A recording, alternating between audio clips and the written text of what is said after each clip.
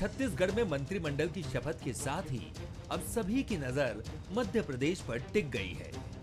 पड़ोसी राज्य से मिले संकेत, चर्चाओं और कयासों के बीच बीजेपी आला कमान के साथ सीएम डॉक्टर मोहन यादव की बैठकें भी चल रही हैं। मैं डॉक्टर मोहन यादव ईश्वर की शपथ लेता हूं कि मैं सत्यनिष्ठा से प्रतिज्ञान करता हूं। लेकिन सबसे बड़ा सवाल यही कि सीएम और डिप्टी सीएम की शपथ लेने के 10 दिन बाद भी विस्तार को लेकर इतना इंतजार क्यों? अनुभव, दिग्गज और नए चेहरों को लेकर पशोपेश। 24 चुनाव के मद्देनजर नेताओं की बदलेगी भूमिका। कई वरिष्ठ नेताओं की भूमिका तय होने का इंतजार। 5 पूर्व सांसद विधायक बनकर विधानसभा पहुंचे। 1 दर्जन पूर्व मंत्री फिर से मंत्री बनने की कतार में। 2 दर्जन से ज्यादा नेता 3 से 5 बार के विधायक। पहली बार के एमएलए, नए चेहरों को मिल सकती है तवज्जो। जातीय, क्षेत्रीय, सामाजिक बैलेंस भी एक बड़ी वजह। सीनियर जूनियर नेताओं में सामंजस्य भी समीकरण। संभावना जताई जा रही है कि जल्द से जल्द दिल्ली दरबार से नामों पर मुहर लगेगी और इसी हफ्ते शपथ ग्रहण समारोह भी हो सकता है। सीएम भी यही कहते नजर आ रहे हैं कि केंद्रीय नेतृत्व जल्द ही नाम तय करेगा, पर कैबिनेट को लेकर हो रही इंतजार की इंतहा पर कांग्रेस तंज कस रही है। मुख्यमंत्री बनते हैं, उप मुख्यमंत्री बनते हैं तो मंत्रिमंडल का गठन भी होता है और उसमें हमारे अपने जो सिस्टम है, जो एक विचार विमर्श का प्लेटफॉर्म है, माननीय राष्ट्रीय अध्यक्ष जी और माननीय गृह मंत्री जी या अन्य जो वरिष्ठ जन है वो उस पर विचार करके और हमारी प्रदेश इकाई भी उनसे परामर्श करेगी। जहां जिसकी आवश्यकता पड़ेगी, हम प्रदेश के परिप्रेक्ष्य में निश्चित रूप से हमारा समृद्ध विधायक दल है और समृद्ध लोग हैं और उनमें से अच्छे लोगों का चयन भी होगा। बहुत ज्यादा लोग जब क्षमता वाले जीत के आ जाएं तो स्वाभाविक रूप से तकलीफ तो होती है, लेकिन बीजेपी कोई भी निर्णय ले सकती है। कब किसको भौचक के कर दे, कब किसका पत्ता कट जाए, किसी का संघ के नाम पे, किसी का सीनियर के नाम पे। और हमको लगता है कि मंत्रिमंडल से बड़ा तो मार्गदर्शक मंडल होगा। जो भी होगा सामने आएगा, लेकिन इतनी देर होना नहीं चाहिए। मंत्रिमंडल को लेकर क्या मोदी मंत्र है, ये जल्द ही साफ हो जाएगा। लेकिन हमेशा की तरह इस बार भी दिल्ली दरबार चौंकाएगा और एमपी भौचक्का नजर आएगा। बंसल न्यूज के सवाल नंबर 1, क्या दिग्गजों की भूमिका तय होने के बाद होगा विस्तार? सवाल नंबर 2, मंत्रिमंडल में छत्तीसगढ़ की तरह चौंकाने वाले नाम होंगे? सवाल नंबर 3, जातीय क्षेत्रीय बैलेंस के साथ कैबिनेट से 24 भी साधा जाएगा? नमस्कार, मैं हूं शरद द्विवेदी और हमारा आज का मुद्दा है एमपी में भी सरप्राइज। जी हां, जिस तरह से छत्तीसगढ़ मंत्रिमंडल में भी हमको सरप्राइज एलिमेंट देखने के लिए मिला है, तो ये उम्मीद जताई जा रही है कि मध्य प्रदेश में भी जो सरप्राइज एलिमेंट हो सकता है वो आपको नजर आए। अब 2-3 बड़े प्रश्न हैं कैबिनेट को लेकर। जो दिग्गज नेता हैं, जो सांसद रहे या केंद्रीय कार्यकारिणी में रहे बीजेपी की, जाहिर तौर पर उनसे चर्चा हो गई होगी और जैसी चर्चा हमने इस बार देखी है, बीजेपी बिल्कुल एक नवाचारी प्रयोग की तरफ है। डॉक्टर रमन सिंह से छत्तीसगढ़ में बात हुई, वो सहमत हुए विधानसभा अध्यक्ष। मध्य प्रदेश में नरेंद्र सिंह तोमर जी सहमत हुए, वो विधानसभा अध्यक्ष हो गए। जाहिर तौर पर कैलाश विजयवर्गीय जी और प्रहलाद पटेल जी से भी बात हो चुकी है और ये बात क्या केंद्रीय संगठन की सक्रियता को लेकर है या फिर केंद्र की राजनीति की तरफ की है या मध्य प्रदेश में ही रहना है और यहाँ दायित्व देखना है, तो ये भूमिका स्पष्ट होगी। और साथ ही इस बार का जो मंत्रिमंडल होगा उसमें पुराने और अनुभव और जातिगत क्षेत्रगत समीकरणों के साथ उन नए चेहरों को मौका मिलेगा जो अब तक इस दौड़ में कहीं पीछे छूट जाते थे। एक हमने चीज ये भी देखी, हो सकता है ये मोहन यादव जी का नवाचारी प्रयोग हो या केंद्र से ही कुछ हिंट मिला हो कि 3 नेता दिल्ली जाकर प्रधानमंत्री से अमित शाह जी से और नड्डा जी से मिलते हैं। मोहन यादव जी मुख्यमंत्री मध्य प्रदेश, डिप्टी सीएम द्वय राजेंद्र शुक्ल जी और जगदीश देवड़ा। ये कलेक्टिव लीडरशिप की तरफ इशारा करता है। तो ये मंत्रिमंडल भी एक सामूहिक नेतृत्व का उदाहरण बनाकर जरूर प्रस्तुत किया जाएगा, ऐसा अनुमान है। नाम वही हैं जो चल रहे हैं और कुछ नए चेहरे भी हैं जिन पर हम बात करेंगे, लेकिन किस तरह से ये पूरी तस्वीर उभरेगी मेहमानों के साथ पर हम बात करेंगे। तो लौटिए मेरे साथ जो मेहमान हैं, सबसे पहले मिलिए अब्बास हफीज साहब। शुरू कर रहे हैं क्रम को, बहुत स्वागत करता हूं। बहुत ही ज़हीन राजनेता हैं, मीडिया विभाग से जुड़े रहे हैं और उपाध्यक्ष की भूमिका निभाते हैं। ठीक उनके साथ हैं डॉक्टर हितेश वाजपेयी, पूर्व अध्यक्ष हैं नागरिक आपूर्ति निगम के। बहुत स्वागत है डॉक्टर साहब। और चुनाव प्रबंधन के जानकार हैं, बहुत अच्छे, और उतना ही समझते हैं अध्ययनशीलता के साथ राजनीति को।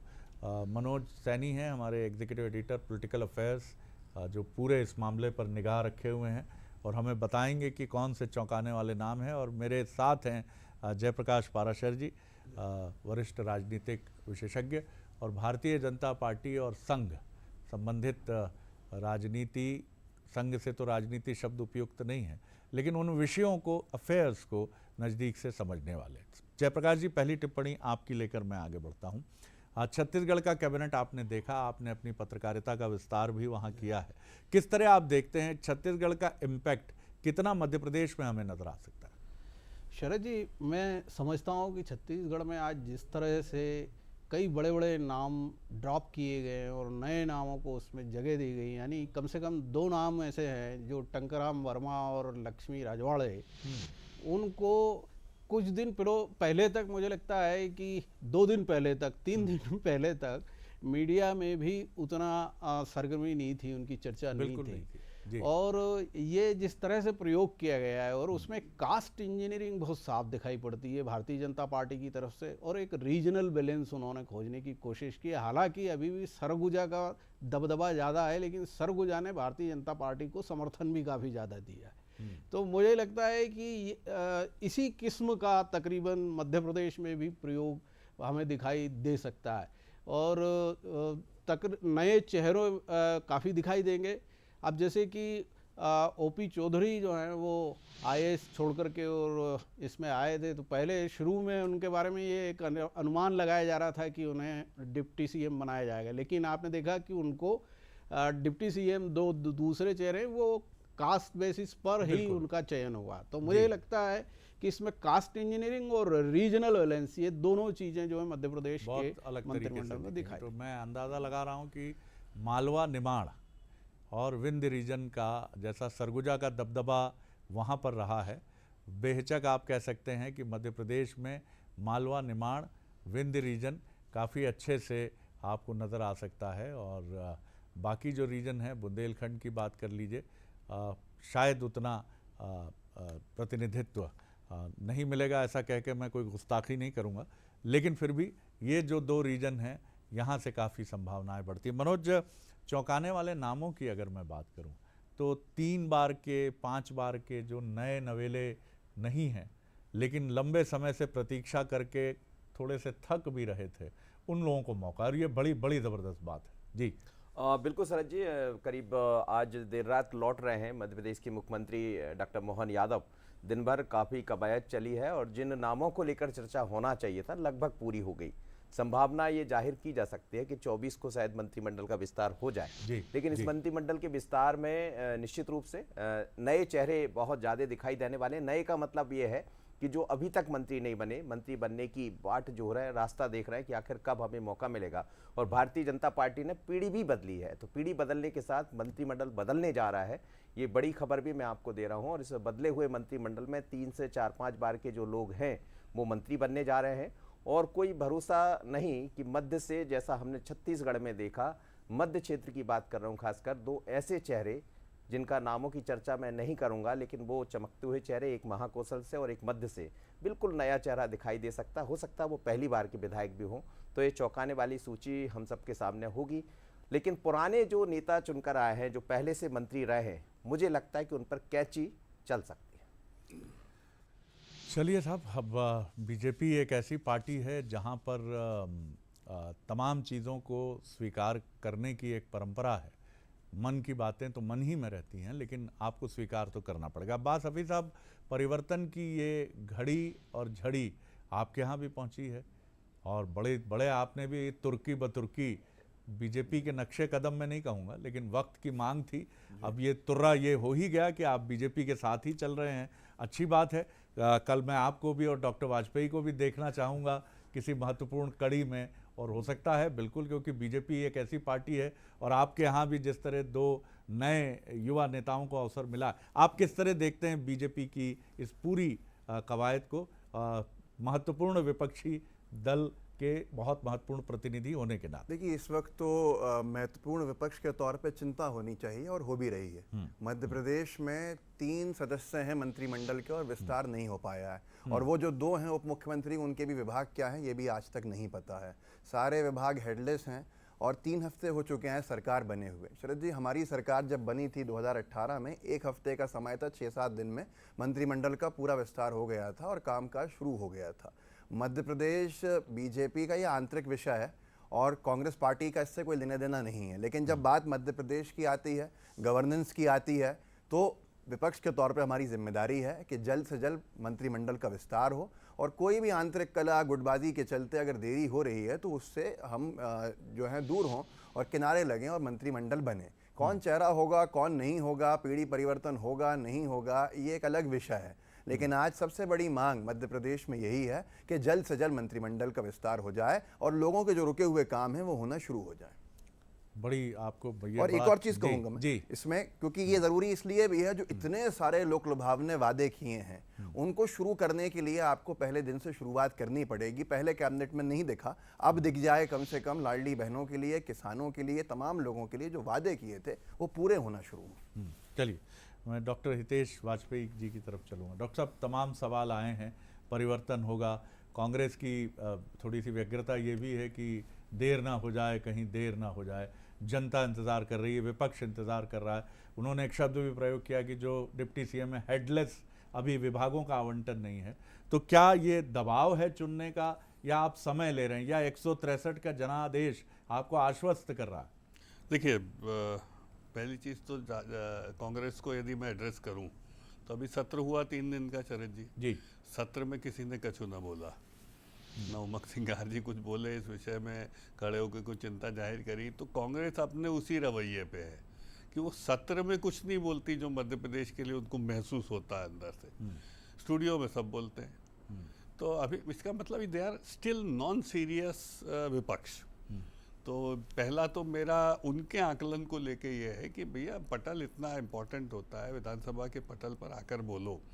मतलब यहाँ तक रहा कि कमलनाथ जी तो शपथ लेने तक नहीं आए शरद जी, जबकि आप सोचो भाई, वो तो कहते थे अच्छा चलो मान लो उनकी सरकार बन जाती तो ऐसा करते क्या, वो शपथ नहीं लेते क्या? तो लेते।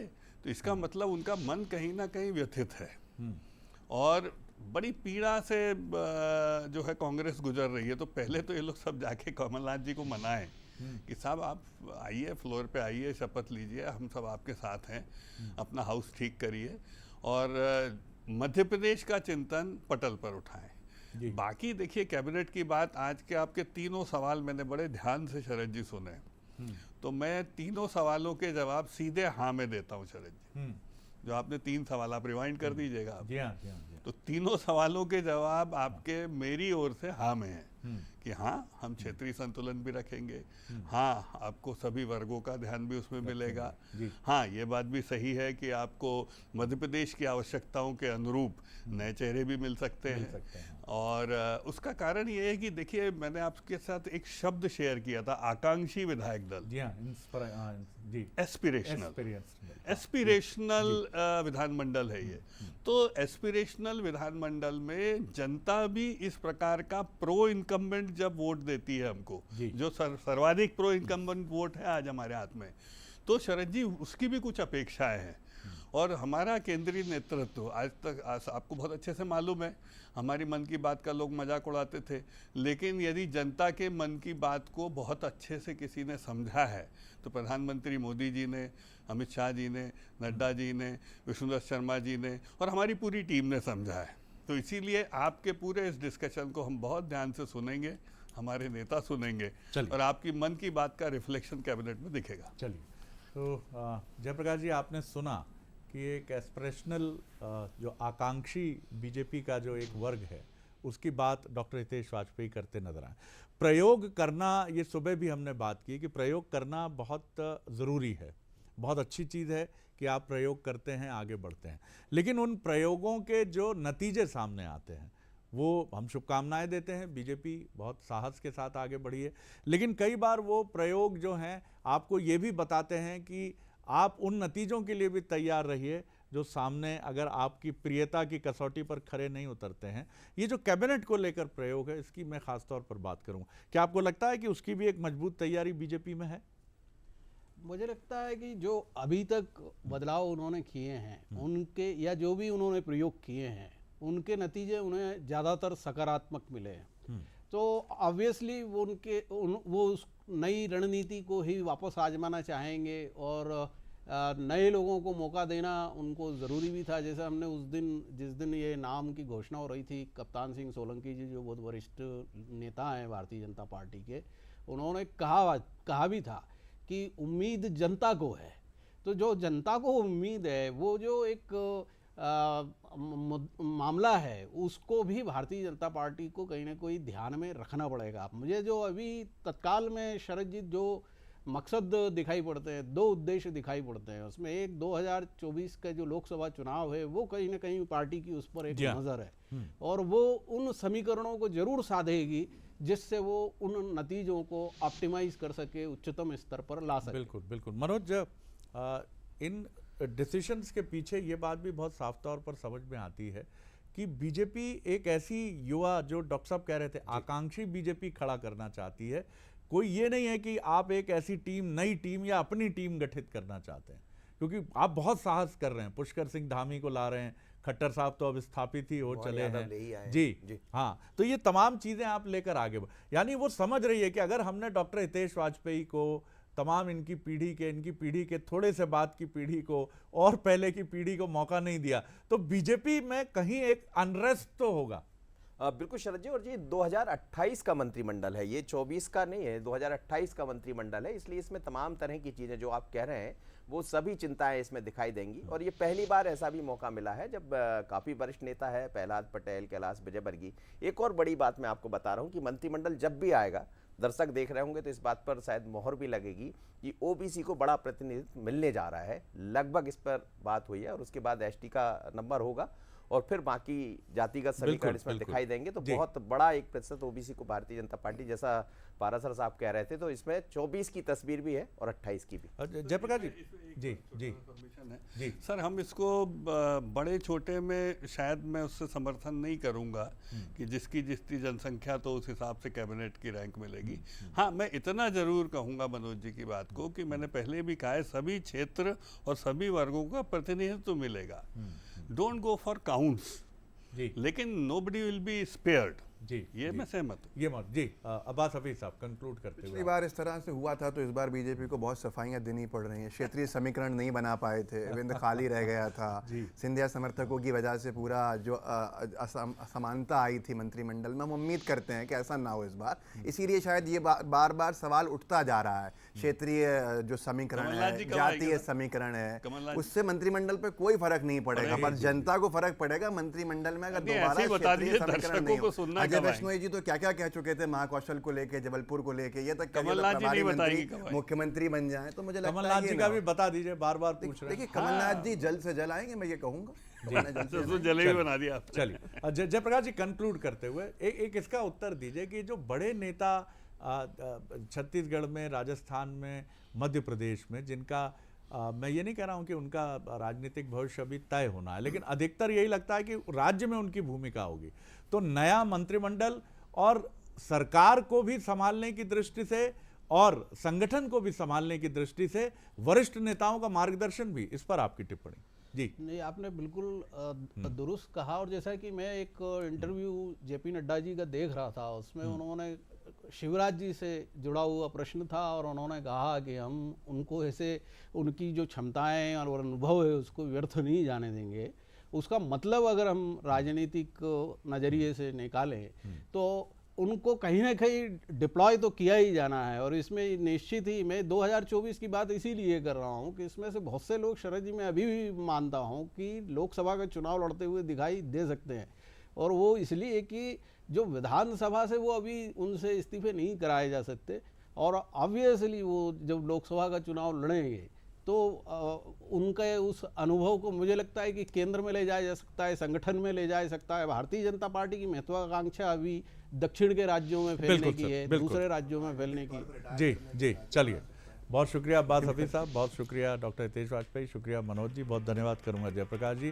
तो कुल मिलाकर साहब ये एक आकांक्षी भारतीय जनता पार्टी का विस्तार है 24 के पहले और 28-29 के विधानसभा और लोकसभा चुनाव के पहले। इंतजार कीजिए कि इसके क्या नतीजे 28 और 29 में सामने आएंगे। आगे देखिए छत्तीसगढ़ का एक्सक्लूसिव बुलेटिन मोर मार्केट मोर। नमस्कार।